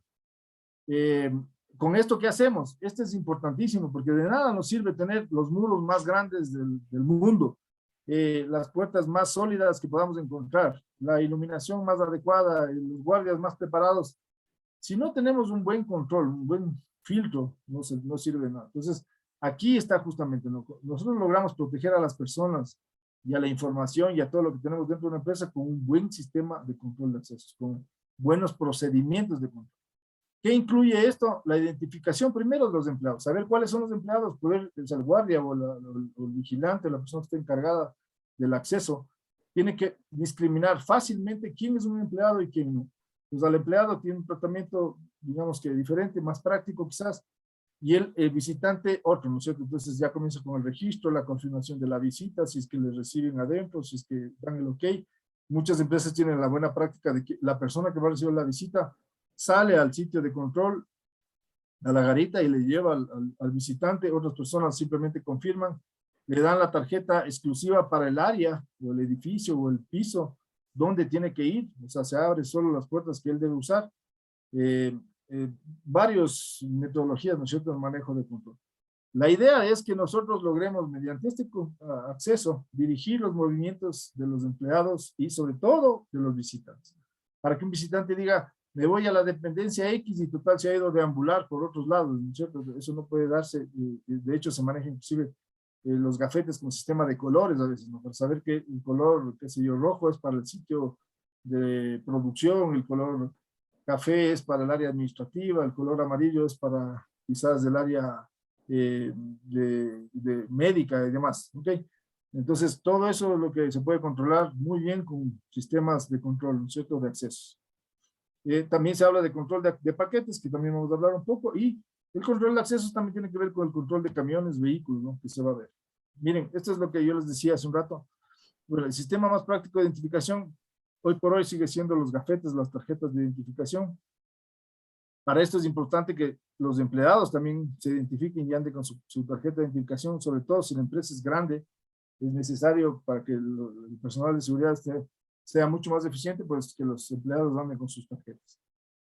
El sistema de gafetes es eficaz en la medida que se haga uso, ¿no? Y que se cumpla la política. Para la paquetería es necesario tener también una política, ya vamos a hablar de eso, y como les dije yo, para poder tener un buen control de accesos y sobre todo de salida de paquetes y que no haya pérdidas, es preferible tener siempre, miren, el estacionamiento fuera del área protegida, fuera de la instalación. Este es un ejemplo claro, miren, este es el acceso vehicular, ¿no es cierto? Para acá ingresan vehículos, pero ingresan solo los vehículos de los empleados, son ya gente conocida. Si es que son visitas, ellos vienen para acá y acceden. No el hecho de que sea una visita quiere decir que porque sea visita ya va a estar aquí esto desprotegido y a mí ya no me interesa y no es mi responsabilidad, ¿no? Podemos poner unas cámaras quizás para dar algún nivel de protección, pero ¿qué pasa? Pues evitamos el dolor de cabeza de ingresar 100 vehículos que no son nuestros, ¿no es cierto? Y la posibilidad de que al ingreso haya también la posibilidad de que vayan y se salgan cosas que no están bajo nuestro control. Entonces es preferible tener siempre un área de estacionamiento fuera de la instalación. ¿Qué pasa con respecto al control de empleados? Los empleados, dependiendo obviamente del nivel de negocio, ¿no es cierto? Una cosa, por ejemplo, puede ser un edificio administrativo, otra cosa una fábrica. Entonces, va a depender mucho de cuáles son las políticas de control. Y, por ejemplo, y eso hablemos de una minera, que es el caso extremo, ¿no es cierto? En una minera deberíamos o no controlar la paquetería o, digamos, los objetos personales, mochilas y demás de un empleado. ¿Qué opinan ustedes? En una minera. O en una fábrica, en todo caso. Bueno, si quieren hablar, me levantan la mano y yo estamos ahí pendientes. Si no, bueno, en todo caso les comento. En los lugares donde tenemos productos terminados, ¿no es cierto? Quizás prendas o algún tema de valor, y ahí les doy una pequeña recomendación. Un objeto, ¿no es cierto? Mientras más pequeño y más costoso sea un objeto, más susceptible de robo es. ¿Ok? Les repito eso. Mientras más pequeño y más costoso es un objeto, más susceptible de robo puede ser. ¿Eso qué significa? Por ejemplo, si yo tuviera, caso extremo, ¿no es cierto? Vemos un puñado de billetes, ¿no es cierto? En un escritorio ahí, ¿no es cierto? Si es que alguien ve y hay un visitante, hay una persona que quizás no tenga una persona con cierta inclinación delictiva, pues obviamente si ve ahí y ve la oportunidad, ¿no es cierto? La oportunidad también es en el triángulo del delito, un poco el impulsador a que se genere un robo. Entonces, si ve un puñado de billetes y es tan fácil como guardarse en el bolsillo, se lo va a guardar, o sea, póngalo por seguro que va a desaparecer ese dinero.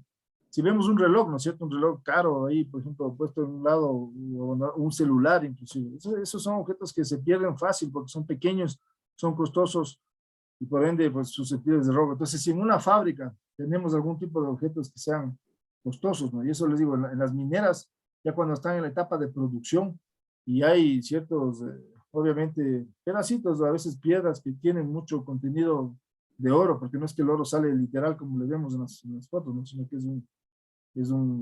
le llaman ellos una especie de licuado básicamente del oro, es la parte, luego le hacen la filtración.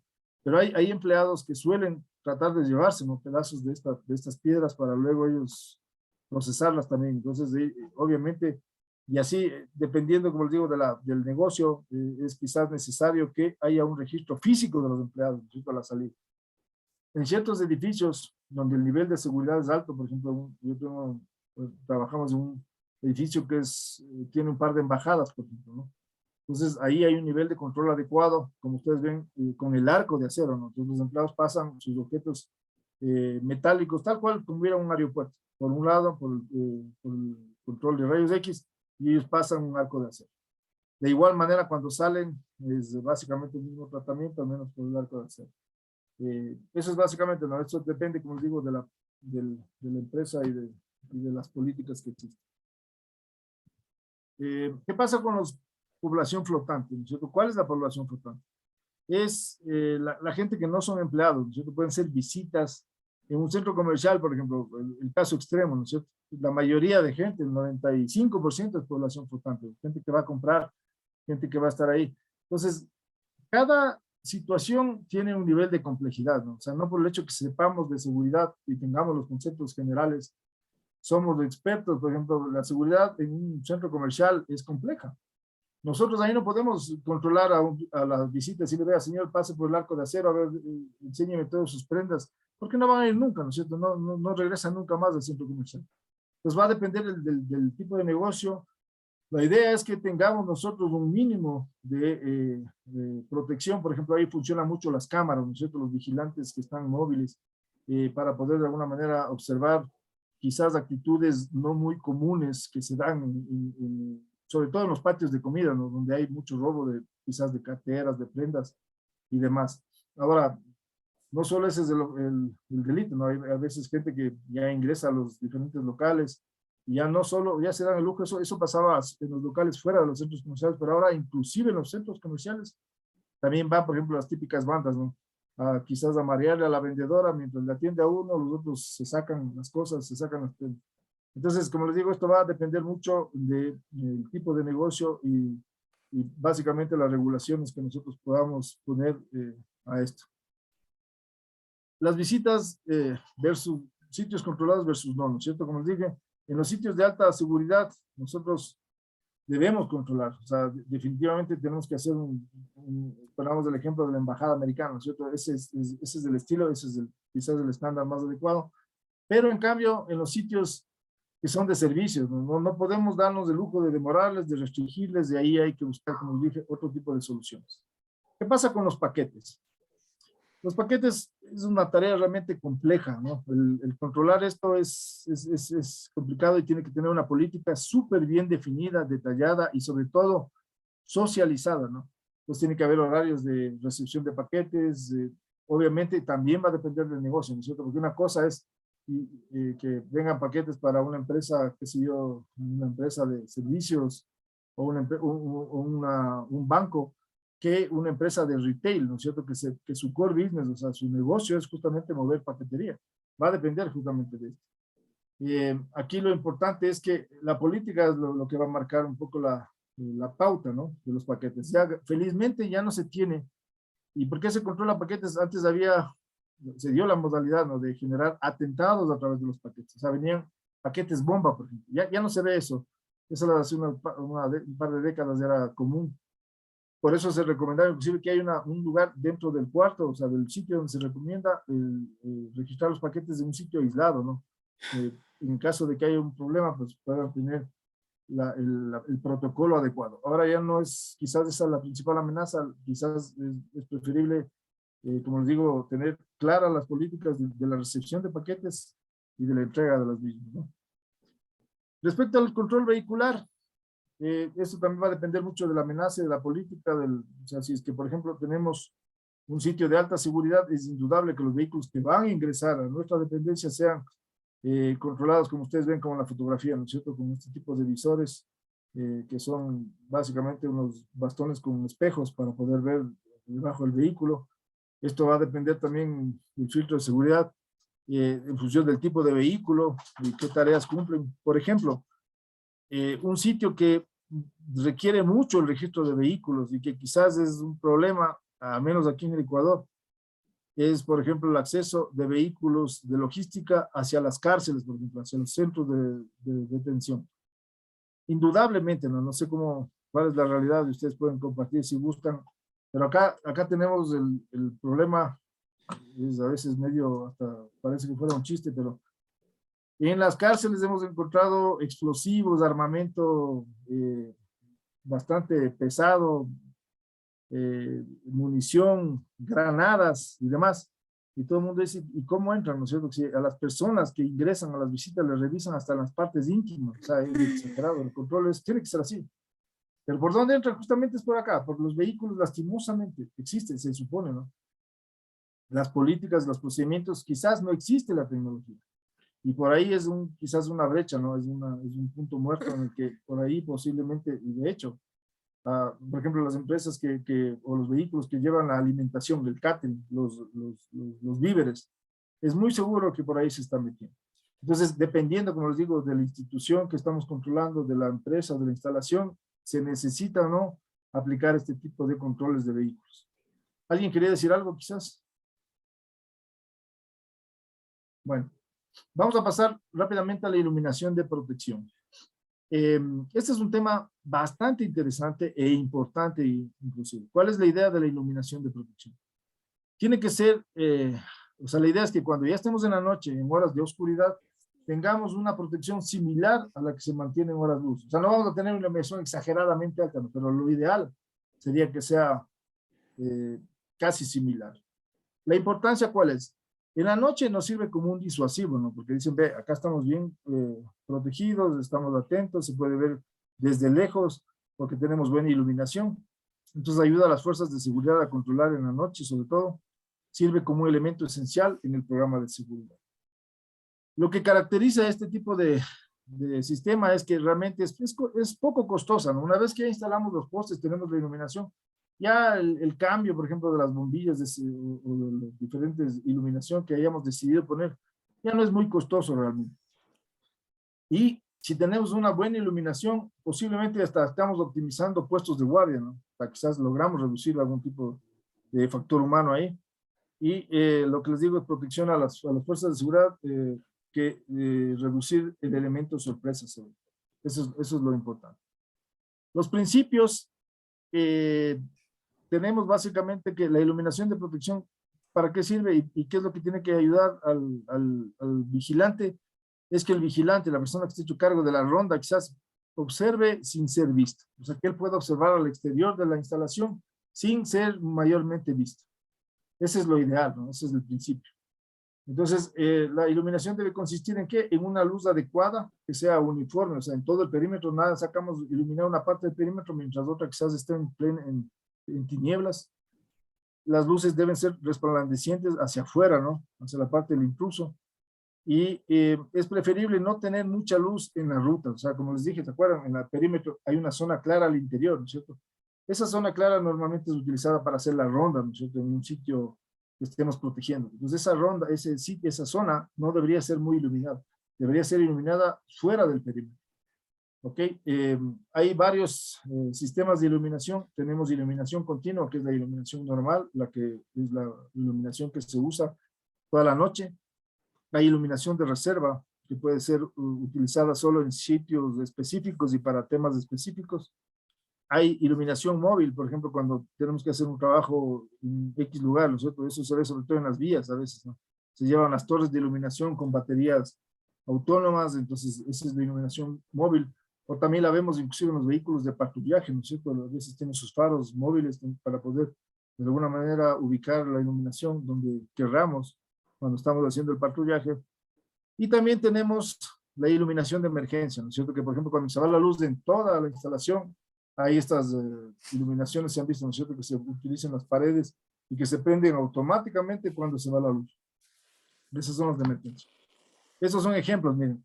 El ejemplo, como ustedes ven en la parte de acá arriba, esta es una iluminación adecuada, ¿no es cierto? De un exterior, miren. El perímetro con su iluminación perimetral.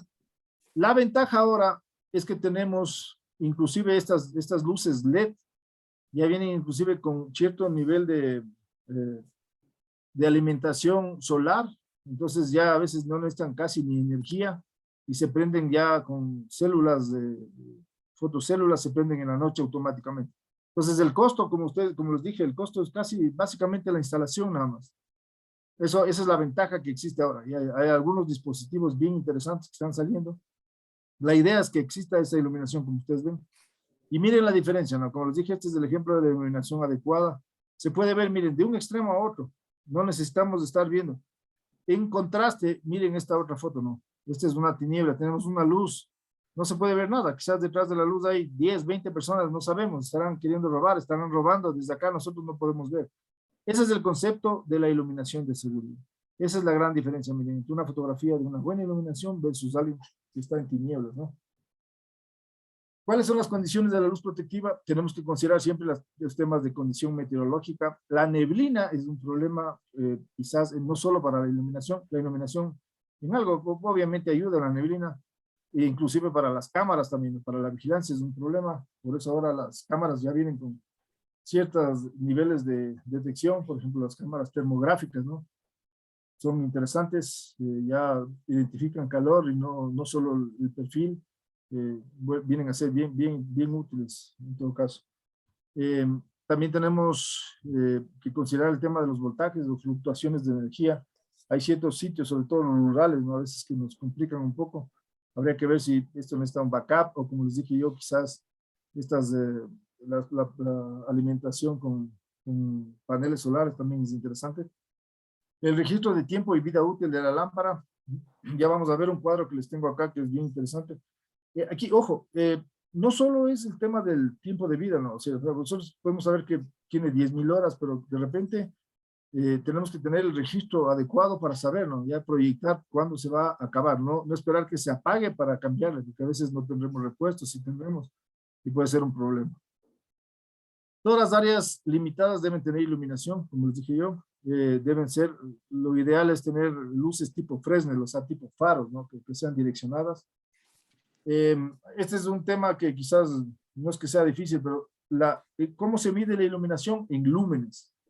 Para que ustedes vean, un foot candle es una unidad de medida, ¿no? O sea, de la cantidad de luz que hay en un sitio, que también se le conoce como lúmenes o como lux. Un foot candle tiene 10.76 lux. Esto solo para que conozcan. En el cuadro que van a ver les voy a aclarar esto. También hay otro factor que se mide, que es el CRI o RCI, que es el Color Rendering Index. Es la capacidad de que una luz, pues en la noche, represente los colores naturales. ¿Cómo es que haces? Tal cual. Leslie, estás con el micrófono prendido, Leslie. Gracias. Entonces, el CRI mide, es como que tuviéramos la luz tal cual la tenemos, o sea, como podemos identificar los colores si estuviéramos en la luz del día. Entonces, se recomienda que de 70 a 80 dicen que es bueno, 80 es excelente, y obviamente el 100 ya es la luz del día. Entonces, mientras más se represente esa capacidad de los colores de la luz del día, es mejor. Estas son algunas clasificaciones. Voy a saltarme esto por temas de tiempo, porque creo que voy a terminar con las justas. Acá les voy a enseñar este cuadrito. Este es un poco un cuadro que inicialmente se usaba, pero en este cuadro ustedes van a tener, miren, este cuadro nos da una serie de tipos de luces, ¿no? Incandescentes, las luces fluorescentes, las luces de vapor, de helio, y de vapor de sodio. Y al final las luces LED, que ahora son bien consumidas, ¿no es cierto? Son las más quizás eficientes en temas de costo y de energía. Solo para que sepan, las incandescentes son las normales, el foco normal que tenemos. Aquí tenemos el cuadro de la potencia que tiene, la temperatura. Bueno, lo importante que es la eficacia, ¿no? O sea, miren, la cantidad de lúmenes por vatio que da cada una de las luces. El IRC que les dije que es la capacidad de representar los colores, miren, estos son ideales, ¿no? Porque tienen exactamente 100. O sea, nosotros podemos ver los colores exactos como que fuera en el día con este tipo de luces, las incandescentes. Y el tiempo de vida útil, ¿ok? Miren cómo varía, ¿no? Un foco normal que tenemos en las casas tiene apenas 1000 horas de uso, ¿ok? Por eso nos toca estar cambiando seguido versus, miren acá, 24.000 horas, esto está en horas, ¿no? Miren, 24.000 horas del vapor de mercurio. ¿Dónde se usa esto? En iluminación industrial, en iluminación pública, ¿no? Porque tiene, mira, 24 veces más tiempo de uso que cualquier foco. Miren, las luces LED vienen a ser interesantes porque tienen 10.000 horas, ¿no? Entonces uno puede ver aquí la eficiencia también, como les dije, la cantidad de lúmenes por vatio. Aquí, y aquí les puse yo, como esto me imagino los vamos a compartir también, las aplicaciones, ¿no? ¿En qué tipo de ambientes son recomendables? Por ejemplo, las incandescentes en luz comercial. Por ejemplo, aquí les puse algo interesante, miren. Esta luz de halógenos metálicos que tiene, miren, 70% de eficiencia, o sea, digamos 70-90 de eficiencia. La luz puede durar 10.000 horas, son un bombillo de estos. Se usa, es tan potente que se usa, por ejemplo, estas son las que vemos en las instalaciones deportivas, ¿no? En los estadios, en las gasolineras. ¿Sí? Y por ejemplo las luces LED que ahora se usa ya también a nivel doméstico, miren, 10.000 horas de uso, son bien eficientes y se usa en iluminación comercial y también ahora en las casas. No me detengo mucho acá, pero en este cuadro pueden ver los tipos de iluminación que existen. Como les digo hoy por hoy, en la actualidad, yo les digo, tuve la oportunidad de irme a una feria de seguridad hace unos meses en Estados Unidos. Hay mucha opción de iluminación de seguridad, iluminación de protección mediante las luces LED, porque son económicas, porque como les digo, inclusive ya apoyadas en los paneles pequeños de luz solar, pueden ya ser autónomas, entonces permiten hacer muchas cosas que antes no se podía. Esto es importante que conozcan qué tipo de cantidad de luz deberíamos tener, ¿no?, para ciertos ambientes, ya en temas de seguridad. Para ubicar peatones, ¿no es cierto? Para distinguir si es un peatón o si es un animal, se necesita quizás 0.5 foot candles. Aquí les hago el acuerdo, ¿no? Es 10.6 lúmenes. Para reconocer ya a una persona, o sea, para ver quién es la persona, inclusive para identificar, o sea, ya el rostro de la persona, necesitamos por lo menos 2 foot candles, ¿no? De iluminación. A pesar de que las cámaras ya han mejorado mucho el tema de, hay cámaras que se supone que pueden inclusive trabajar en 0 lux, pero bueno, ese es un tema que a la final, siempre con la luz de la iluminación normal, vamos a ayudar de manera más eficaz para poder, sobre todo, lo importante aquí no es solo detectar, ¿no? Detectar una persona es importante, pero ojalá identificar el rostro de una persona, eso es lo clave. Porque, como ustedes saben, las cámaras no sirven solo para detectar, sino también para evidenciar el delito y ojalá para identificar y lograr tener una especie de prueba para un posterior, quizás, tema legal, ¿no es cierto? Entonces sería lo ideal. Para identificar a una persona necesitamos 2 buscando. Para una cerca perimetral, apenas 0.2, a la quinta parte. Pero esto es importante que no desde el faro, ¿no?, sino en el sitio donde vamos a identificar, tiene que ser a 30 pies, o sea, a 10 metros más o menos de distancia, a 6 pulgadas del suelo. Ahí debe darse 0.2, ¿no?, para que realmente sea una luz perimetral efectiva. En parqueaderos, miren, de 0.2 a 2. En controles de acceso necesitamos 5 foot candles para poder de alguna manera trabajar de manera adecuada, o sea, con un mínimo de luz. Áreas de embarque también, miren, 5 foot candles, tanto al interior como al exterior. Y demás, áreas de empaque y almacenaje, necesitamos ya 20 foot candles. De aquí estamos hablando como que fuera ya algo interno, ¿no es cierto? Algo cerrado. Ya necesitamos un mínimo de iluminación para trabajar adecuadamente. Miren, áreas de empaque y despacho necesitamos 30 foot candles. Y los cuartos de monitoreo, ¿no?, donde ustedes están trabajando de 30 a 50 foot candles. Tenemos que tener una adecuada iluminación para trabajar como se trabaja en las oficinas normales, ¿no es cierto? Vamos a hablar de cerraduras rápidamente. Miren, las cerraduras son de 2 tipos, mecánicas y eléctricas. Hay las cerraduras de guarda, esas ya no se usan, son las viejas. No sé si se acuerdan las casas antiguas, esas llaves que teníamos, ¿cierto? Que de alguna manera también se veía en las esposas, ¿no? Esas ya no se usa básicamente, pero bueno, les pongo para que conozcan. De disco, las de disco son las que usamos en los escritorios, esos escritorios pequeños, las sencillas nomás que se usan para los gabinetes, esas son las de disco. Son más seguras que estas, pero definitivamente no brinda mucha seguridad. Lo que sí permiten es un amaestramiento de llaves. Ya vamos a hablar del amaestramiento. Hay las cerraduras de pines, que son, por si acaso, quien lo inventó es Linus Yale. Ustedes saben que todavía hay los candados Yale, ¿no es cierto? ¿Qué es lo que se hace? Estas son las de uso más difundido. Las llaves lo que hace es nivelar todos los pines de esta llave, o sea, les pone al mismo nivel cuando uno ingresa las llaves y esto permite que gire, ¿no es cierto?, el disco. Esto es lo que hace las de pines. Hay llaves de combinación que son básicamente las que existen en las cajas fuertes y las barras de pánico que son las utilizadas en las puertas de emergencia, ¿no? Ustedes aplastan desde adentro y se abre. Estas son las mecánicas. Las eléctricas, en cambio, son las cerraduras electromagnéticas. Estas tienen una buena resistencia, son muy seguras, de 500 a 2000 libras.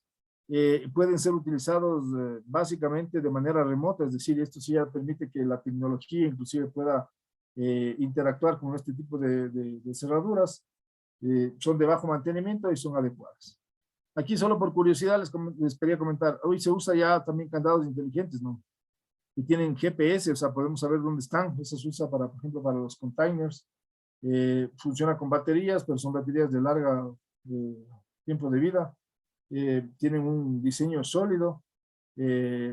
Permiten tener alertas, por ejemplo, de apertura, de vibración, de intento de forzadura.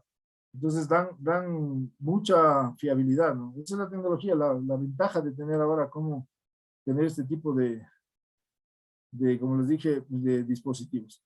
Esta es una cerradura de seguridad con las que se usan en las puertas blindadas. La ventaja de estas son que son de bloqueo automático, ¿no es cierto? Que, por ejemplo, si alguien quisiera, la cerradura siente básicamente mediante la vibración que quieren abrirle a la fuerza, se bloquea automáticamente. No permite tampoco que exista tal vez la posibilidad de una garzúa, son codificados, anti-garzúa, y se bloquean básicamente, y son inclusive anti-taladro, o sea, por más que le taladren no van a poder abrirle fácilmente. Es una puerta, como les digo, no sé si han visto las puertas blindadas, tienen de este tipo de barras básicamente de seguridad. Las llaves, como les decía, pues permite las llaves normales, tradicionales, hay como tener un tipo de amaestramiento que es básicamente que con una sola llave podamos abrir varias dependencias, eso es importante, es interesante. Pero ojo, no, aquí hay un tema complicado, o sea, el tema de las llaves debe ser bien administrado. Porque al menos las llaves, si están de una mano en otra o si no tenemos un adecuado control de quiénes son los responsables, por ejemplo, en un edificio, ¿no? ¿Quiénes son los que tienen las llaves de X dependencia? Si existe, por ejemplo, deberíamos siempre en seguridad tener en una caja, obviamente, también con seguridad, todas las llaves de todas las dependencias, ¿cierto? Para que en caso que se olvidan o haya alguna situación, podamos acceder. Claro, para acceder tiene que haber un protocolo, ¿no? Quien está ordenando, se registra, se verifica, se hace el ingreso. Pero si es que ya las llaves llegó a manos de cualquier persona y se saca copias y se pierde control, pues ya es un problema. Por eso se recomienda, ojo, cuando las llaves son quizás tradicionales, cambiar cerrojos cada 8 meses, si es el caso, hay que hacer auditorías de uso también. Hay que registrar si ustedes tienen, por ejemplo, algunas llaves que se necesite usar o que varios usuarios necesiten utilizar o acceder, es necesario o se recomienda llevar un registro de usuarios, ¿no? ¿Quién llevó, cuándo llevó, la fecha, la razón? Esto nos va a permitir tener una mejor administración. También les comento, la tecnología y lo que hemos avanzado nos permiten, ahora hay ya dispositivos electrónicos que nos permiten tener un mejor manejo.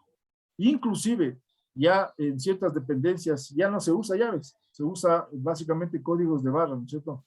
Las puertas están cerradas, por ejemplo, en una dependencia, y mediante un sistema de tecnología, por ejemplo, la persona, qué sé yo, José Echeverría necesita ingresar a la dependencia X. Ustedes desde el centro de control les mandan un código Q, ese código Q es leído, es accedido mediante tecnología